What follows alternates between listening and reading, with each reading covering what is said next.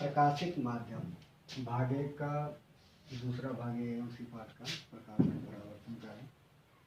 प्रकाशिक माध्यम तीन प्रकार का होता है। तीन प्रकार का होता है। पहला होता है पारभाषक माध्यम। इस पारभाषक को हम अर्ध पारदर्शी माध्यम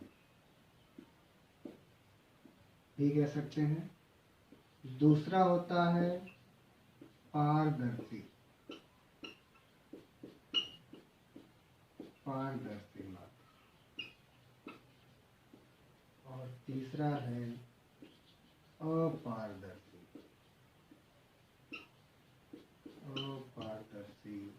माध्यम।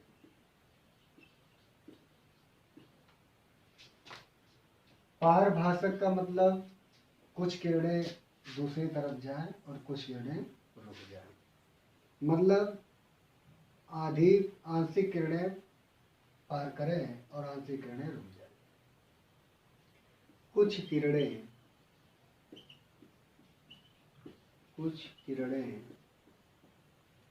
आर पार जाए। पारभाषक माध्यम कहलाएगा। पारदर्शी किरणें, अधिकतम किरणें कह लीजिए, अधिकतम किरणें आर पार जाए,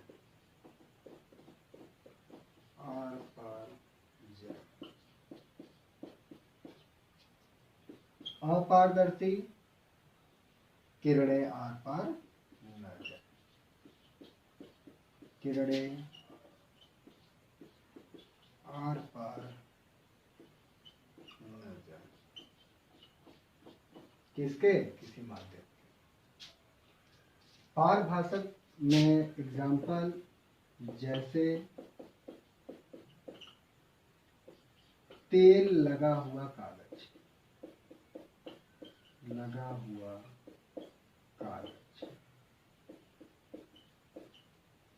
पारदर्शी में आप कांच को ले लीजिए, जल को ले लीजिए। अपारदर्शी दीवार, बुक, पुस्तक और भी बहुत चीजें। यानी प्रकाशिक माध्यम तीन प्रकार का होता है। पहला पारभाषक माध्यम या अर्धपारदर्शी भी आप इसे कह सकते हैं। दूसरा पारदर्शी माध्यम, तीसरा अपारदर्शी माध्यम। पारभाषक का मतलब कि माध्यम के आर पार कुछ किरणें जाएं और कुछ किरणें न जाएं। जैसे तेल लगा हुआ कागज हो गया। पारदर्शी माध्यम का मतलब अधिकतम किरणें माध्यम के बाहर चली जाएं। जैसे कांच हो गया, जल हो गया। अपारदर्शी माध्यम का मतलब कि ज्यादा से ज्यादा किरणें एक ही माध्यम में रुक जाएं, दूसरे माध्यम में न जा पाए। जैसे दीवार हो गया, पुस्तक हो गया। अब हम ये इन माध्यमों को पढ़ने के बाद हम ये पढ़ेंगे कि किरणें किस प्रकार से चलती हैं। किरणें हमेशा झुंड में चलती हैं और इस झुंड को हम लोग पुंज कहेंगे और ये पुंज तीन प्रकार का होता है। तो आइए किरण पुंज के बारे में जानें। किरण पुंज के बारे में, किरण पुंज क्या होता है?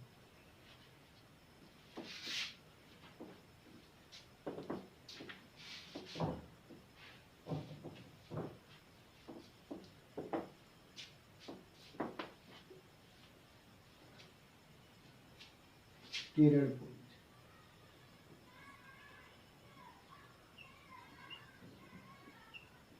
किरण पुंज। किरण पुंज भी तीन प्रकार का। एक अपसारी किरण पुंज,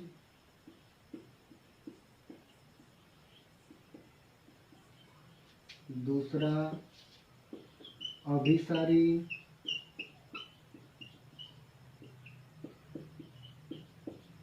किरण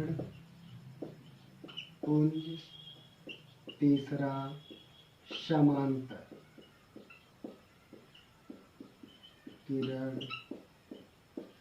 पुंज। 3 टाइप, अपसारी किरण पुंज, अभिसारी किरण पुंज और समांतर किरण पुंज। अपसारी कि अपसारी का मतलब होता है कि पसरे यानी फैले, किसी प्रकाश स्रोत से किरणें निकल करके विभिन्न माध्यमों में जब चली जाती हैं या जाती हैं तो उसे हम कहते हैं अपसारी किरण पुंज। अपसारी किरण पुंज। और जब किसी एक ही स्थान पर भिन्न भिन्न माध्यमों से किरणें आ करके मिलती हुई प्रतीत होती हैं उसे हम कहते हैं अभिसारी किरण पुंज। और जब किरणें एक दूसरे के समांतर चलती हैं या आती हैं तो उन्हें हम कहते हैं समांतर किरण पुंज। ये 3 तरीका। किरण पुंज, पुंज का मतलब समूह, पुंज का मतलब समूह। समूह किसका समूह? किरणों का समूह। किरण किसे कहते हैं?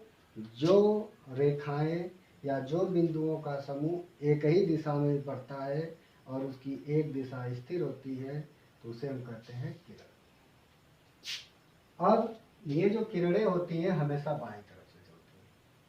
अगली कड़ी जो हम लोग पढ़ेंगे वो हमारा होगा प्रकाश का परावर्तन, जो इस पाठ का नाम है, जो कक्षा 10 की बोर्ड परीक्षा के लिए बहुत ही महत्वपूर्ण है और बड़ी बड़ी परीक्षाओं में IIT हुआ, AIEEE हुआ, इन सब परीक्षाओं में भी ये प्रकाश के परावर्तन से प्रश्न पूछे जाते हैं। बहुत सिंपल है। जैसे एक प्रश्न पूछा जाता है कि जब हम सड़क पर चलते हैं तो क्षितिज पर देखते हैं तो हमें ऐसा प्रतीत होता है कि वहाँ पे जल भरा हुआ है, सड़क पर चमक रहा है, परंतु ऐसा वास्तव में नहीं होता है। ये विज्ञान की दृष्टि से प्रकाश के परावर्तन का ही कारण है कि प्रकाश की किरणें आती हैं, टकराती हैं और टकरा करके पुनः अपने माध्यम में वापस लौट जाती हैं, जिसे हम प्रकाश का परावर्तन कहते हैं। अब हम पढ़ेंगे प्रकाश के परावर्तन के बारे में। प्रकाश का परावर्तन,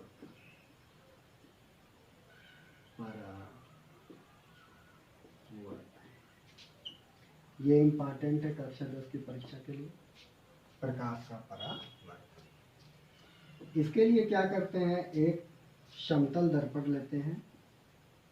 ये है एक समतल दर्पण। इस प्रकार से नीचे हम लोग ये आकृति ऐसे बनाते हैं तो जब नीचे ऐसे हम लोग घास टाइप का उगा देते हैं तो ये दर्पण बन जाता है, समतल दर्पण।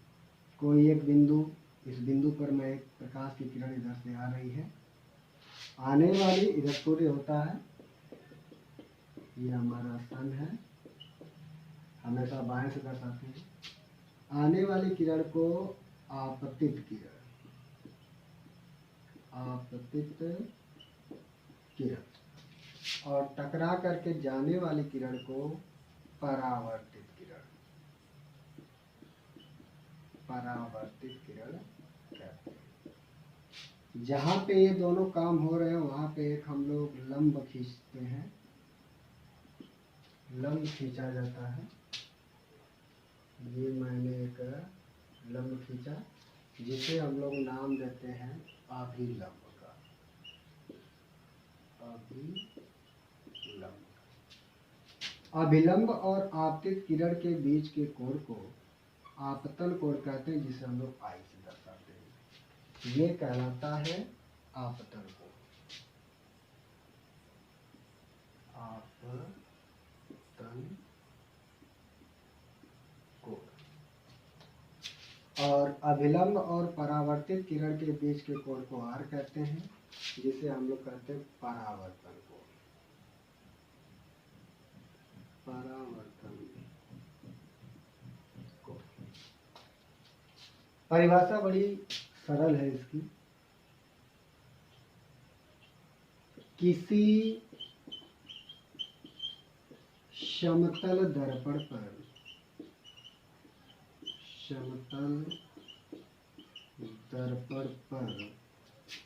प्रकाश का आना,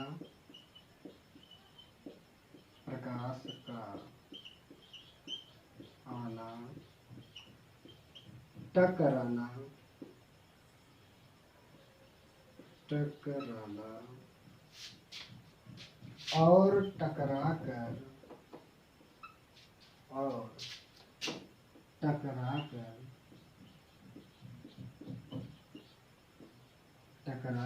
अपने ही माध्यम में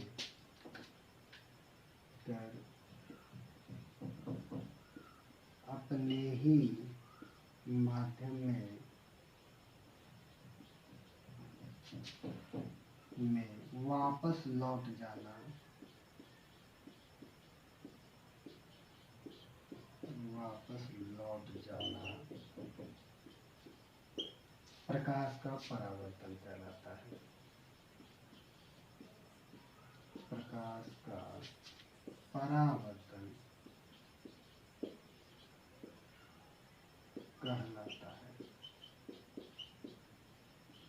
बहुत सिंपल और सरल परिभाषा है। किसी समतल दर्पण पर प्रकाश का आना, टकराना और टकराकर अपने ही माध्यम में वापस लौट जाना प्रकाश का परावर्तन कहलाता है। आई, टकराई, टकरा करके अपने वायु से आया, वायु में गया, वायु से आया, माध्यम इधर भी वायु है और इधर भी वायु, पूरा वायु भरा है। आया, टकराया, टकरा करके अपने ही माध्यम में वापस चला गया। इस पूरी क्रिया को, इस पूरी घटना को हम प्रकाश का परावर्तन कहते हैं। देख लीजिए।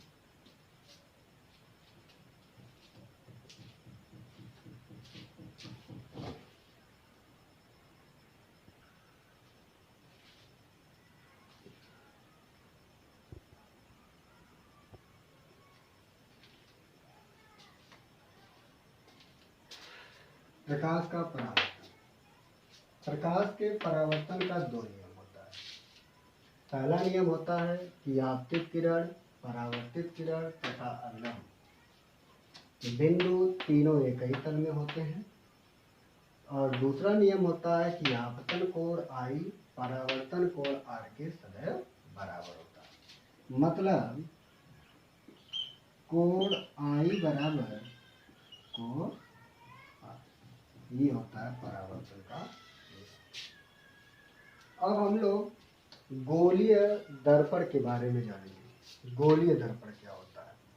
प्रकाश का परावर्तन के दो नियम होते हैं, हम जान गए। प्रकाश के परावर्तन का दो नियम होता है।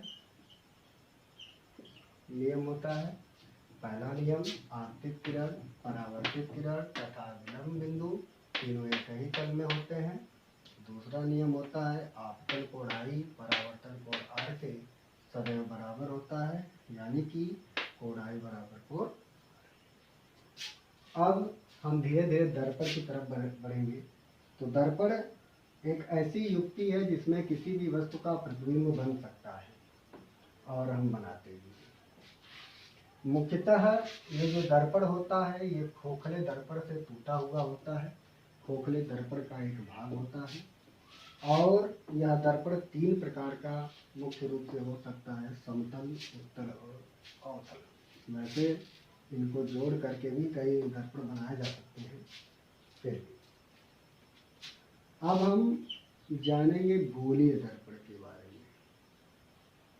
गोलीय दर्पण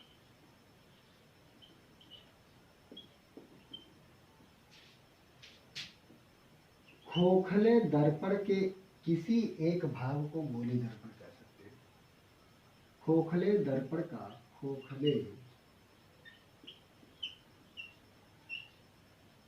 दर्पण का एक भाग गोली दर्पण कहला सकता है। गोली दर्पण कहलाता है, गोली दर्पण कहलाता है। और भी परिभाषाएं आप दे सकते हैं। दूसरी परिभाषा, गोलीय दर्पण छोटे छोटे समतल दर्पणों से मिलकर बना होता है। गोलीय दर्पण, गोलीय दर्पण छोटे छोटे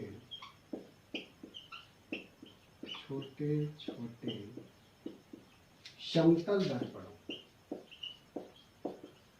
समतल दर्पणों से मिलकर बना होता है, से मिलकर बना होता है, मिलकर बना होता है। कैसे?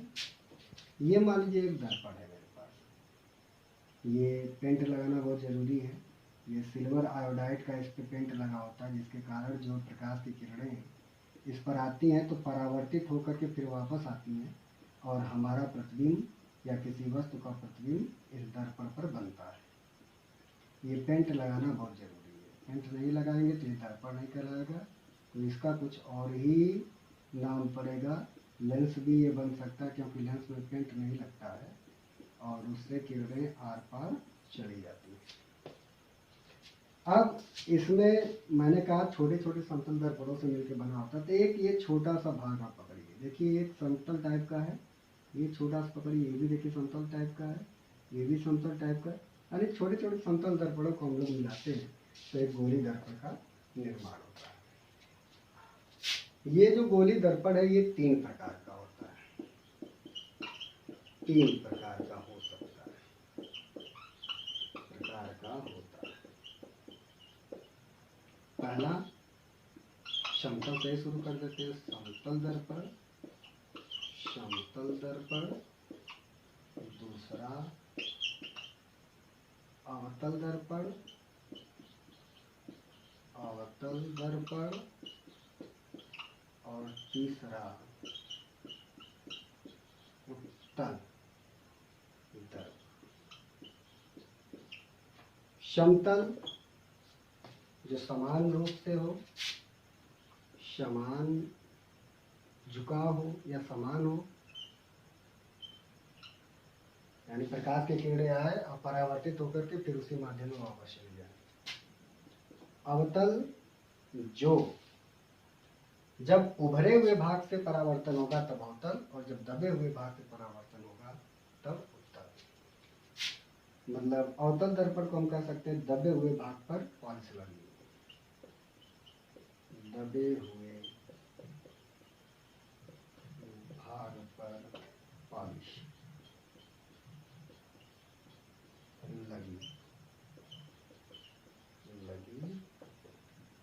उत्तल उभरे हुए भाग पर पॉलिश लगी।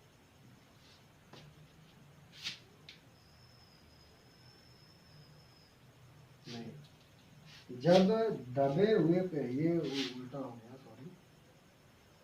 अवतल दर्पण का मतलब उभरे हुए भाग, हाँ सही है। अवतल दर्पण का मतलब होता है उभरे हुए भाग पर पॉलिश लगी, उभरा।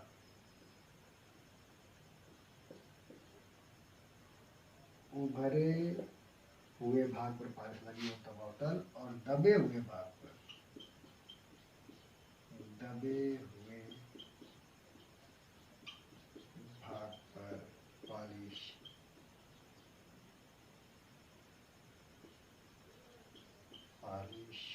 लगी,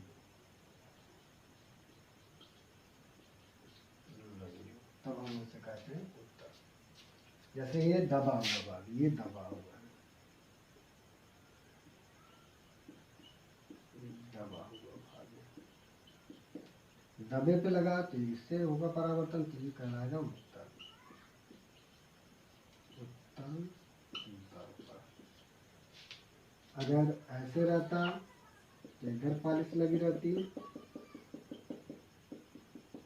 इसे हम कहते आवर्तन। और जब ऐसे रहता इधर पॉलिश लगी होती तब हम इसे कहते समतल।